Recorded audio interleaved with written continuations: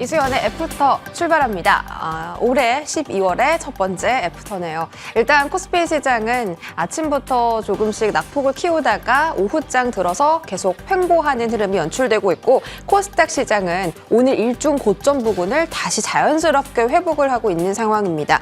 코스피 2,505포인트까지 낙폭 확대했다가 계속 그 수준에서 유지하는 흐름이고요. 코스닥 일중 보시면 코스닥이 오늘 일중 고점이 830 정도인데 이렇게 회복하는 모습이 장 후반 들어서 나타나고 있습니다. 현재 구간 0.17% 약보합권에서 거래 진행되고 있고요. 수급적으로는 오늘 개인들이 양시장에서 좀 많이 사들이고 있다라는 점도 참고해 보시기 바라겠습니다. 코스닥에서도 외인 기관의 동반 매도가 나타나고 있고요. 자, 이렇게 시장이 지지부진하게 흘러가고 있습니다. 일단 첫 스타트인데 너무 이제 하락세가 깊다라기보다는 조정 혹은 횡보라는 느낌이 들고 있는 시장입니다. 일단 사이버트럭 공개가 됐습니다. 이 이야기를 어제 전해드렸었는데 조금 달라진 부분이 있습니다. 일단 어제 테슬라 이 사이버트럭의 가격이 한 6천만 원대 정도로 잡힐 거다라고 전해드렸는데 뚜껑을 까보니 웬걸 8천만 원대로 책정이 됐습니다. 그리고 이 사이버트럭 시연 행사, 공개 행사 때 포르쉐 911과 함께 이렇게 슝 하고 달려봤더니 사이버트럭이 조금 더 짧은 거리에서 포르쉐보다 빨랐다라고 하더라고요. 그래서 포르쉐보다 빠르고 벤츠만큼 비싼 사이버 트럭이었습니다. 예약 물량도 뚜껑을 열어보니까 생각보다 더 많은 예약이 지금 잡혀 있는데 그에 맞춰서 생산을 할 수 있을까라는 부분도 아직까지 의문이 드는 상태고요. 월가의 그리고 평균 테슬라 목표 주가가 240달러 정도 되는데 어제 기준 종가가 240달러니까 지금 목표 주가까지 다 왔잖아요. 그래서 약간 저항받고 조금 밀릴 수 있다라는 증권가 이야기도 있습니다. 그리고 오늘 테슬라의 주가 포함해서 2차 전지 종목들이 떨어진 이유가 사이버 트럭에 대해 실망감이 아니라 원래 전통적으로 대형 이벤트 이후에는 테슬라 주가가 좀 떨어진 경향이 있었다라는 베런스 선임 기자의 의견도 있었습니다. 자, 다음 화면 볼게요. 또 다른 2차 전지를 주가를 압박한 사건이 있습니다. 자, 제너럴 모터스에서 LG 에너지 솔루션에게 그 새 공제 혜택으로 받는 보조금 85% 배당금 줘라라고 요구를 했습니다. 사실 LG 에너지 솔루션이 실적을 좀 그래도 그나마 견조하게 유지할 수 있었던 이유가 세액 공제 혜택으로 상당히 많은 보조금을 받아갔기 때문이잖아요. 미국에 많은 공장을 짓고 있고 GM과 함께 합작 공장까지 가지고 있는데 거기서 세액 공제에 혜택을 받는 거의 80%가 넘는 보조금을 달라라고 하는 건 상당히 LG 엔솔의 수익성에 타격을 미칠 수가 있겠다, 이런 증권가의 우려가 있었습니다. 그래서 지금 이 완성차 회사인 GM과 배터리 셀 회사인 LG 엔솔과 원만한 합의가 잘 이루어져야 주가 타격이 없을 것이고, 그렇지 않다면 협상 결과에 따라 2차 전지 종목의 주가가 출렁일 수 있다라고 하면서 이번 사건의 무게를 조금 깊게 두고 있는 것으로 해석이 되고 있습니다. 이 부분에 대해서 이슈 팔로우업 하실 필요가 있겠고요. 자, 또 다른 이슈는 제가 어제 그 2차 전지 공매도 금지하고 에코프로 머티가 상장하면서 개인들의 고객 예탁금이 많이 늘어났다라고 설명을 드렸습니다.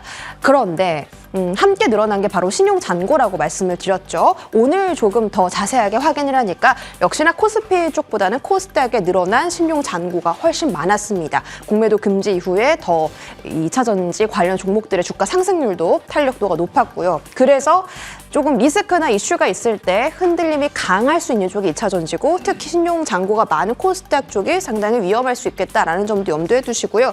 유한타증권 연구원 쪽에서는 에코프로 BM의 투자 의견을 홀드, 관망하자라고 이야기를 했습니다. 4분기 저조한 실적 예상되고 내년도의 수요 둔화 여전히 그럴 것 같다라고 의견을 표명한 가운데 지금 에코프로 BM의 주가가 아직도 고밸류다라고 지적을 한 부분이 있으니까요. 참고해 보시기 바라겠고요. 2차 전지 섹터 오늘 어떤 흐름인지 잠깐 짚어보시죠. 자, 2차 전지 관련 종목입니다. DIT 9%, 아침부터 시세를 유지해주는 쪽이 이쪽이네요. 한용화성도 전고체 배터리 쪽에서 이제 어제 시세가 나왔던 종목이고 오늘 추가 상승했다가 윗꼬리 달고 상승분 반납합니다. 역시나 배터리나 양극재 쪽보다는 소재 쪽이 조금 더 집중을 받고 있는 모습이 확인되고 있고요. 2차 전지 관련주 흐름들 계속 짚어드리도록 하겠습니다. 자, 오늘 주목도가 상당히 높았던 테마는 바로 방산주가 아닐까 싶습니다. 내년 아시아 증시 최고 투자처는 한국이다라고 골드만삭스가 내년도 아웃룩 보고서를 내놨습니다.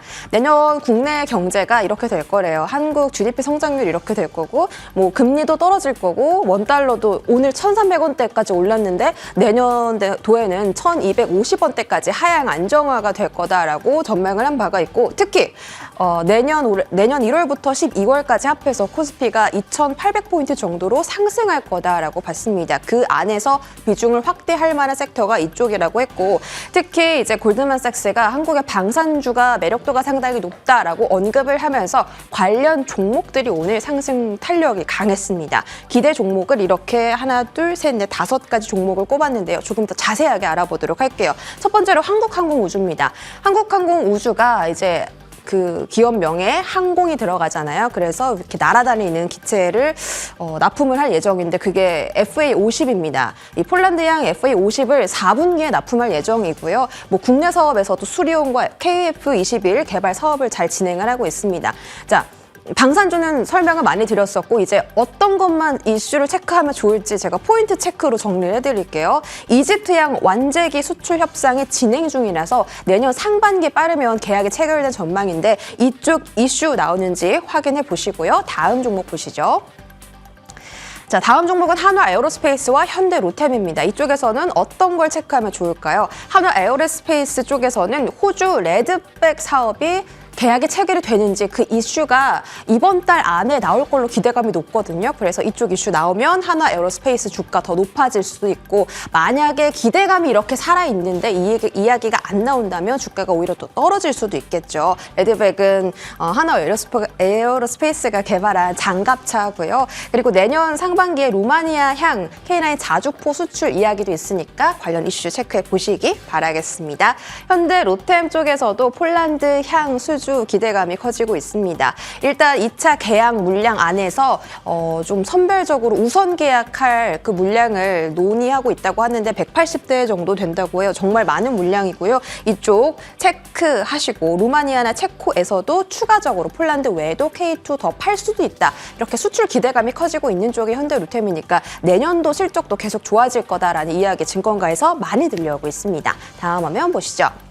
또 다른 종목은 하나시스템과 LIG 넥스원입니다. 방산주가 참 많은데 하나시스템이 그 중에서 또 조금 주목을 받는 것 같습니다. 일단 아랍에미리트뿐만이 아니라 사우디 향으로 천궁, 폴란드 향 수출 계속 일어나고 있고요. 추가 수주까지 기대가 되는 게 이제 내년도의 전망입니다. 거기다가 신사업으로 그 위성 사업을 하고 있는데 그 저궤도 사업 지금 잘하고 있어서 이 시범 사업 협약 이야기 나오는지도 확인해 보시고 이 오버에어 UAM은 전에도 설명을 드렸었는데 그 미국의 항공업체고 거기 지금 투자를 한 2천억 원 넘게 했는데 거기서 이제 시범 사업을 내년 상반기에 할 예정이라고 합니다. 빠르면 이번 달 안에 할 수도 있고 오버에어 UAM 관련해서 시범 비행 이야기 나오는지 뉴스도 한번 보시기 바라겠습니다. LIG 넥스원도 마찬가지로 아랍에미리트 그리고 사우디 쪽에서 계속 손 잡자라는 이야기가 많이 들려오고 있어서 LIG 넥스원, 사우디 이 키워드 두고 한번 방향성 체크해 보시기 바라겠습니다. 자, 방산 종목들 이렇게 자세하게 조금 설명해 드렸고요. 자, 마지막으로 하나만 더 보도록 하겠습니다.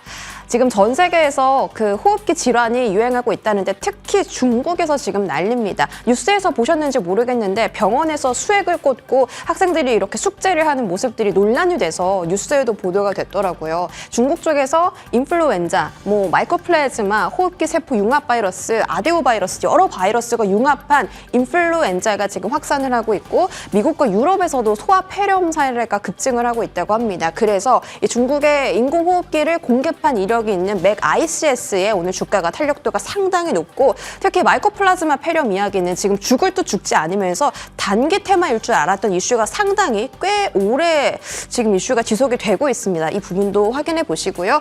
또 국내 최초로 혈액 투석기 국제 인증을 시노펙스가 받았다라는 소식에 오늘 거의 상한가 직행하는 수준으로 탄력도가 나오고 있습니다. 이 영국 BSI에서 획득한 국제 인증인 건데 여기 국제 인증 받기가 상당히 상당히 까다롭거든요. 그런데 인증을 받았으니까 이 미국 FDA의 인증도 손쉽게 받아갈 수 있겠다라는 기대감이 커지고 있는 쪽입니다. 추후 이슈도 한번 지켜보시기 바라겠습니다. 자, 주가 흐름 보시죠. 맥 ICS가 오늘 상한가까지 도달을 했다가 장중에 상승분을 조금 반납하고 다시 그 탄력도를 유지하는 흐름입니다. 최근 들어서 11월 초부터 2,600원부터 5,200원까지 주가가 거의 2배가량 상승한 모습 확인하실 수가 있고요. 시노펙스도 흐름 한번 볼까요?